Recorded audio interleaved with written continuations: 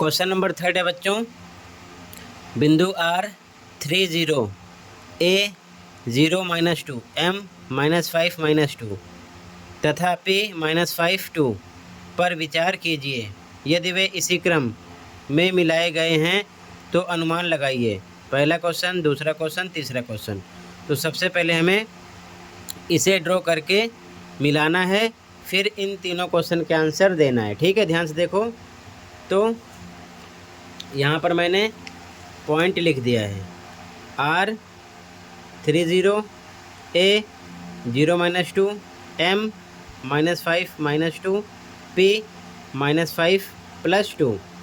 ठीक है, ध्यान से देखो। तो यहाँ पर ये हो गया आपका x अक्ष और ये हो गया y अक्ष। ठीक है, ध्यान समझना, स्टार्टिंग वाला होता है x, उसके बाद वाला y। इसी प्रकार ये x, ये y, इसमें ये x, ये y, ये x, ये y, ध्यान रखना। तो x पर देखो हाईएस्ट प्लस का नंबर है 3, तो मूल बिंदु से इधर मैंने 5 तक लिखा है, आप चाहो तो 3 तक ही लिख सकते हो। ठीक है, उसके आगे लिखो ना लिखो आपकी मर्जी है। तो +1 +2 +3 +4 +5 x पर, इधर माइनस का होता है तो माइनस में x पर हाईएस्ट है -5, इधर -1 -2 -3 -4 -5 लिखा। आगे भी लिख सकते हो, आपकी मर्जी है, बट यहाँ तक लिखना ज़रूरी है। इसी प्रकार y पर ऊपर प्लस का होता है, तो y पर प्लस का हाईएस्ट नंबर कितना है 2, तो ऊपर 1 2 3 तक लिखा। नीचे की तरफ माइनस का होता है, तो y पर माइनस का हाईएस्ट नंबर कितना है माइनस में 2। ठीक है, तो नीचे -1 -2 लिखा। ठीक है, यहाँ पर -3 भी लिख दिया है। अब ध्यान से देखो, इसे कैसे शो करेंगे। x पर प्लस का 3 है, तो x पर प्लस का 3 इधर है, यहाँ पर है, और y पर 0 है, तो ये हो जाएगा। ठीक है, 3 0 R बिंदु है, R लिख दिया। ठीक है, यहाँ पर। ठीक है, इसके बाद में ये ध्यान रखे रहना।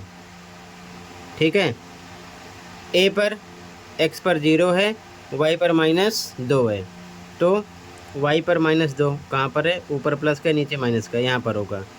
ठीक है, ये हो जाएगा 0 -2।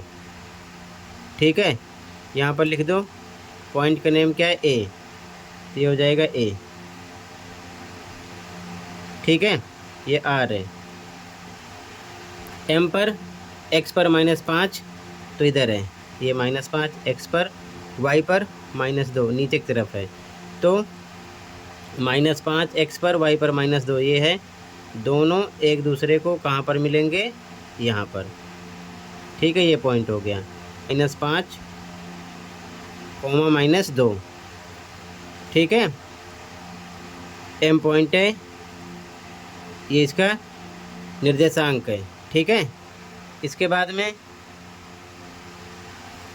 अगला x पर -5 है, तो x पर -5 इधर है, y पर +2 है, तो y पर +2 ऊपर है, ये -5 +2 दोनों एक दूसरे को कहाँ पर मिलेंगे, यहाँ पर मिलेंगे। ठीक है, तो ये हो जाएगा -5 2 प्लस का, इसका नाम है P। अब चारों पॉइंट को मिला दो, P M A R। तो सबसे पहले R है, R को A से मिलाना है, तो R को A से मिलाएंगे। ठीक है, ध्यान से देखो, R को A से मिला दिया। ठीक, फिर A को M से, M यहाँ पर है, A को M से मिलाओ।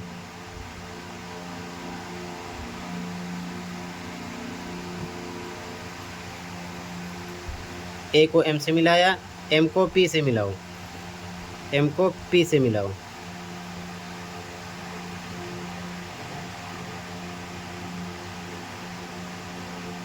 M को P से मिलाया। ठीक है, P को R से मिला दो, P को R से मिलाओ।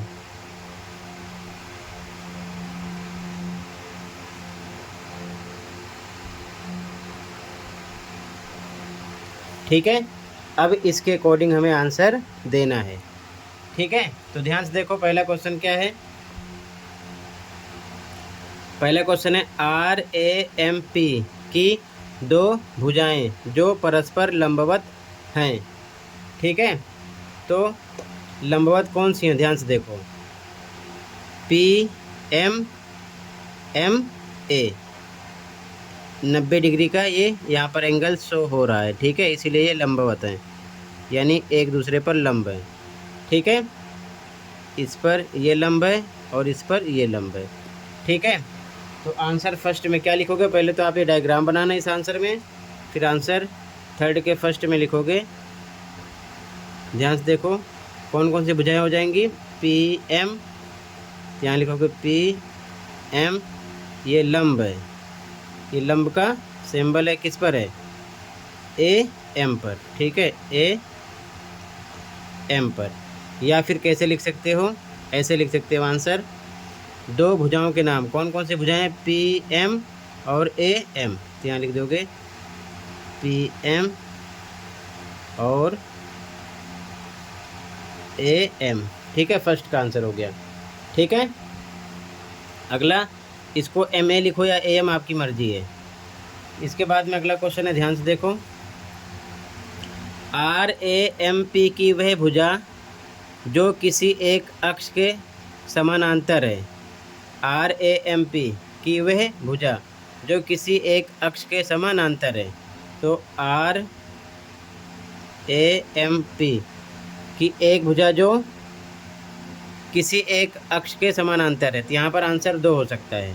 देखो ये समांतर किसकी है, पी एम समांतर किसकी है, ये वाई अक्ष है, वाई अक्ष के। ठीक है, और आंसर दे सकते हो, ध्यान से देखो। ए एम ये किसके समांतर है, एक्स के।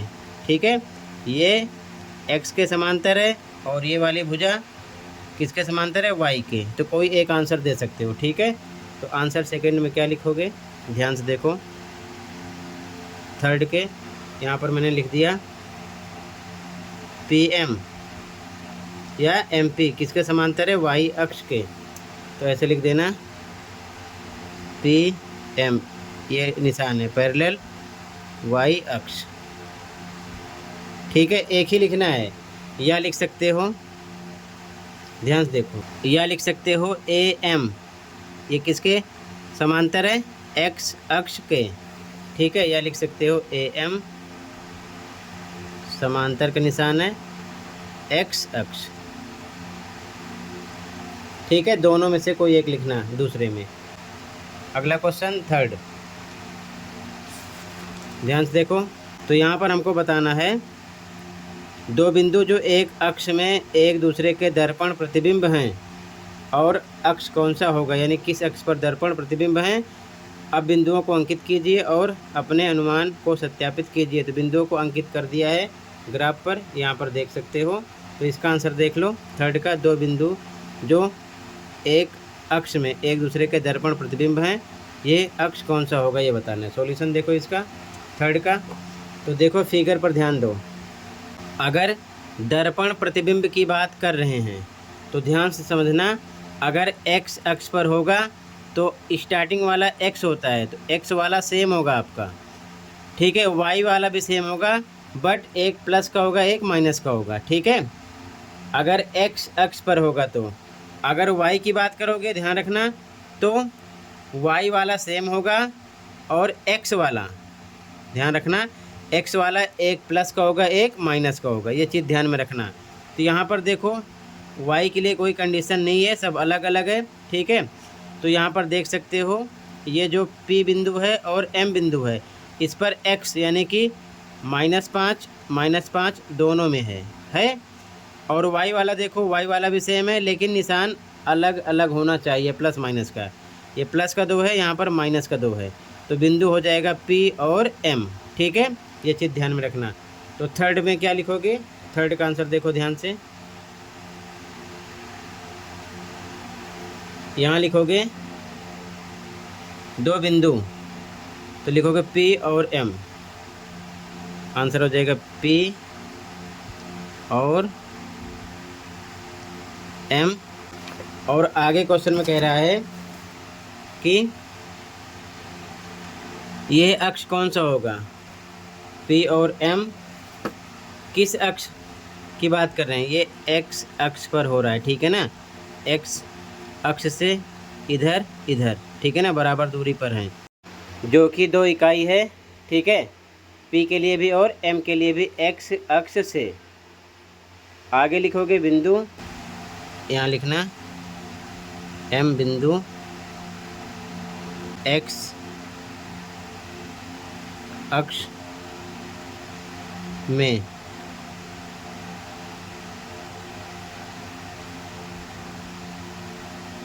एक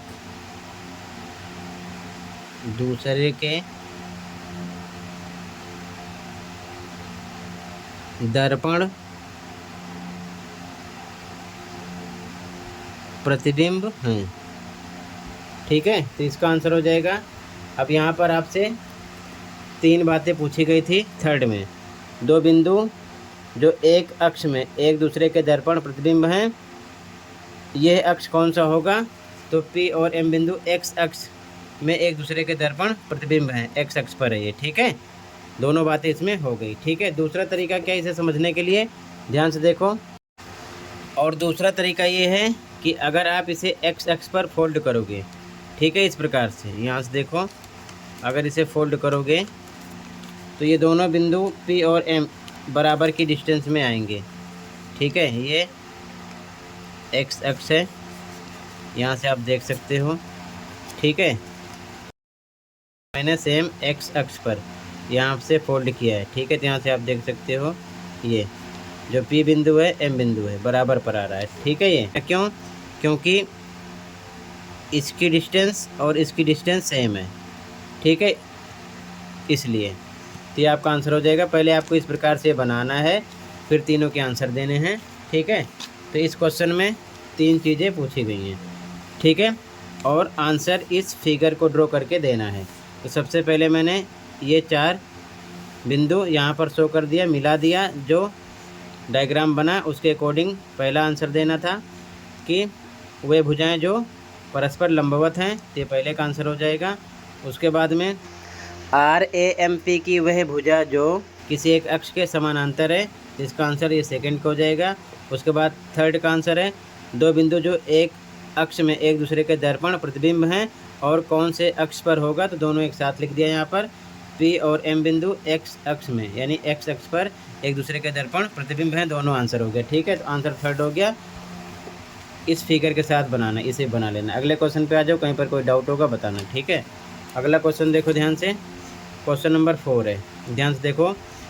कार्तीय तल पर बिंदु Z 5, -6 का अंकन कीजिए, एक समकोण त्रिभुज IZN की रचना कीजिए और तीनों भुजाओं की लंबाई ज्ञात कीजिए।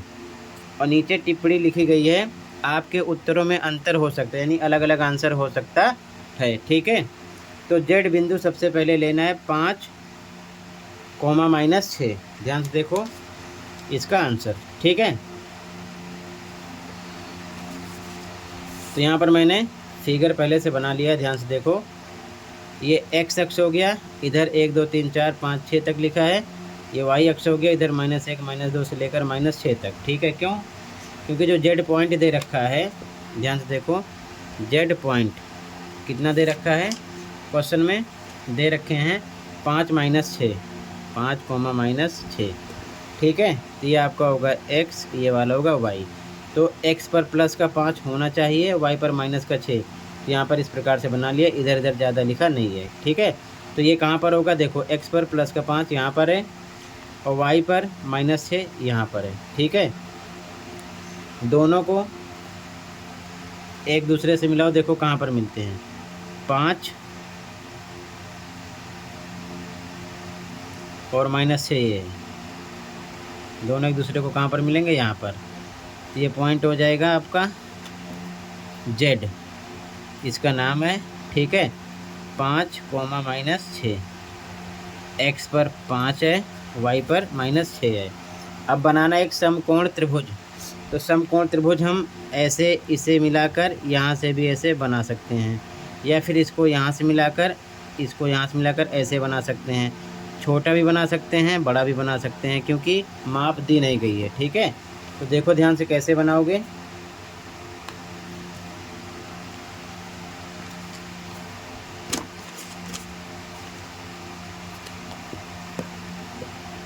तो ध्यान से देखो, इसको मैं इस प्रकार से बनाता हूँ। समकोण त्रिभुज बनाना है। ठीक है, मान लो ये लाइन बनी है, इसको यहाँ से मिला दो।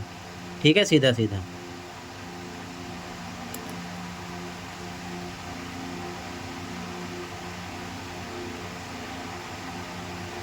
ठीक है, और एक ये हो गया आपका। ठीक है, दो भुजा हो गई। समकोण त्रिभुज बनाना है तो ये 90 डिग्री का होना चाहिए, 90 डिग्री का ये होना चाहिए। तो इस पॉइंट को, ओरिजिन पॉइंट को यहाँ से यहाँ मिला देते हैं। ठीक है, ध्यान से देखो।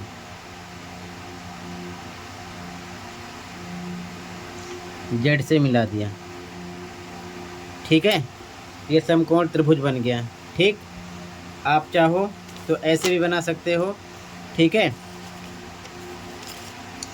इसको यहाँ मिला सकते हो, इसको इससे मिला सकते हो, आपकी मर्ज़ी है। ठीक है, अब देखो ये जेड था। ठीक, और यहाँ पर दे रखा है त्रिभुज का नाम IZN। तो मान लेते हैं ये आई हो गया, ये हो गया आई, ये पॉइंट आई है। ठीक है, ये जेड हो गया और ये वाला हो गया एन। ठीक है, क्या हो गया एन, ये वाला IZN। तो IZN हो गया।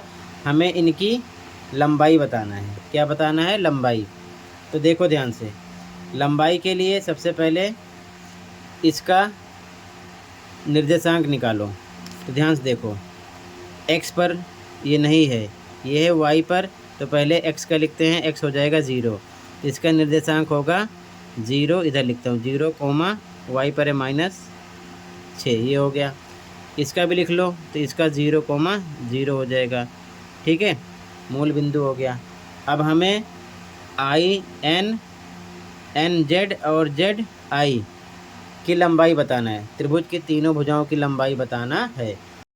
अब ध्यान से देखो, अगर आप दूरी सूत्र लगाओगे, ठीक है, ये x1 y1 x2 y2 हो जाएगा। एक बार इसके लिए लगाना है, फिर ये same x1 y1 x2 y2 एक बार इसके लिए लगाना है, अगली बार x1 y1 x2 y2 इसके लिए लगाना है। 3 बार लगाना पड़ेगा। ठीक है, तो वो ज़्यादा बड़ा हो जाएगा। दूसरे तरीके से समझो, सबसे पहले अगर आप इसकी डिस्टेंस निकालोगे NZ की, ठीक है, तो ध्यान से देखो, यहाँ से यहाँ तक काउंट करो। 1 यूनिट है, ये 2 हो गया, ये 3 हो गया, ये 4 हो गया, ये 5 हो गया। साफ साफ पता चल रहा है।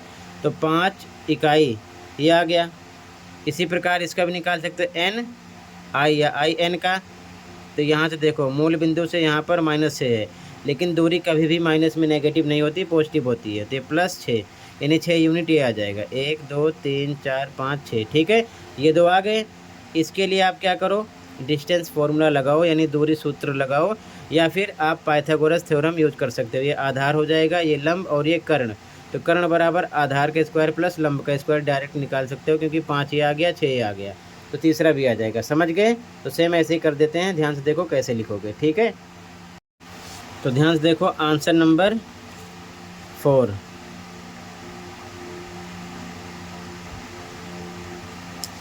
सबसे पहले मान लो भुजा ZN की लंबाई, भुजा ZN की लंबाई बराबर, तो ZN यहाँ से यहाँ तक कितना है, 1 2 3 4 5, और इस हिसाब से इतना भी देख सकते हो। 1 से 5 है, तो ये 1 से 5 ही होगा, तो यानी हो गया 5 इकाई। ठीक है, इसके बाद भुजा, इसका नाम IN या NI। ठीक है, IN की लंबाई बराबर, यहाँ से यहाँ तक 6 है, माइनस में लेकिन पॉजिटिव लेते हैं, 6 हो जाएगा इकाई। ठीक है, अब इसके बाद में इस भुजा की लंबाई ZI या IZ, फिर लिखेंगे भुजा आई जेड की लंबाई बराबर। ठीक है, तो देखो ध्यान से, ये हो जाएगा आपका आधार, ध्यान रखना समकोण त्रिभुज है ना, ये 90 का है, तो ये हो गया आधार, ये हो जाएगा लंब, ये हो जाएगा कर्ण। ठीक है, तो पाइथागोरस थ्योरम यूज करेंगे तो हो जाएगा यहाँ पर देखो कर्ण बराबर लिख सकते हैं डायरेक्ट, और कर्ण भुजा का नाम क्या है, आई जेड। ठीक है, तो आई जेड बराबर डायरेक्ट लगा देंगे, क्या हो जाएगा, आधार का स्क्वायर प्लस लंब का स्क्वायर, या लिख सकते हो लंब का स्क्वायर प्लस आधार का स्क्वायर। ठीक है, तो आधार क्या था, जेड एन 5 आ गया, तो ये लिखोगे 5 का स्क्वायर प्लस लंब कितना था, आई एन आ गया आपका कितना, 6, यहाँ लिखोगे 6 का स्क्वायर, तो बराबर हो जाएगा 5 का स्क्वायर, 5 गुणे में 5 25, और 6 का 6 गुणे में 6 36। ठीक है, ये हो जाएगा 25 प्लस 36, जोड़ोगे तो आ जाएगा 30 20 50 60 61 इकाई रूट में। ठीक है, ठीक है, तो ये आ जाएगा 61 इकाई। तो तीनों भुजाओं की लंबाई आ जाएगी। ठीक है ना, डायग्राम आपको इस प्रकार से बनाना है, पहले डायग्राम बना लेना। ठीक है, इसके बाद में तीनों भुजाओं की लंबाई आ जाएगी। यहाँ पर पाइथागोरस थ्योरम इसलिए यूज किया क्योंकि पेपर में जो जल्दी आंसर दे सके वही तरीका अप्लाई करते हैं। यहाँ पर इन्होंने ये भी नहीं बोला है कि आप दूरी सूत्र का इस्तेमाल करो, तो यहाँ पर हम पाइथागोरस थ्योरम से 2 साइड का पता चल गया, तीसरी साइड निकाल लेंगे। ठीक है, आंसर 4 कंप्लीट हो गया। ठीक, इसे बनाओ फिर ये लिखो। ठीक है, अगले क्वेश्चन पे आ जाओ। अगला क्वेश्चन नंबर 5 अगली वीडियो में प्रोवाइड करूँगा। ठीक है, मिलते हैं अगली वीडियो में। Thank you for watching and take care. Okay.